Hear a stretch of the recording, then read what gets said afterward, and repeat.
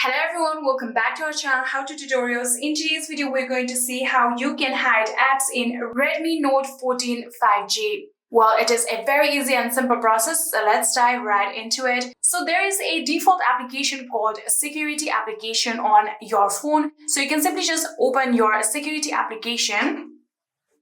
And after opening it, here you can see under the common features, there should be hide apps. Just like this, here you can see there is the hide apps. If you can't see the hide apps option here, you can simply just tap on the edit button that you can see right here like this.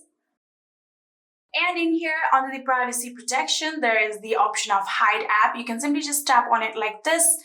And here you can see there is the option of hidden apps. Now you can tap on the tick mark that you can see right here.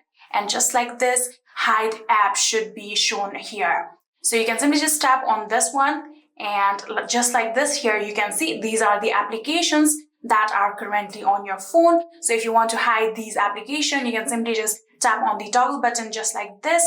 I'm going to hide this Angry Bird. So you can tap on got it. And here you can see Angry Bird is now hidden. And another app that we can hide is ChatGPT, just like this. And when you're done, you can tap on the arrow that you can see on the top left right here. So just like this, now you can go back. Now you can go to your home page and try to search it. Here you won't be able to find the ChatGPT and the Angry Bird application that we hide.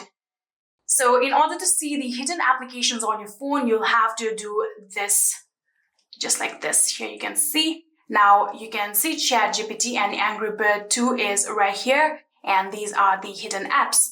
And if you want to add any other hidden application from here, you can tap on the add option that you can see right here. And you can again simply just tap on the toggle button to which you want to hide the applications to.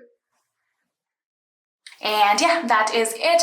I hope this video was helpful to you guys. If it was, please do not forget to hit that subscribe button and like our video. Thank you so much for watching. See you in the next.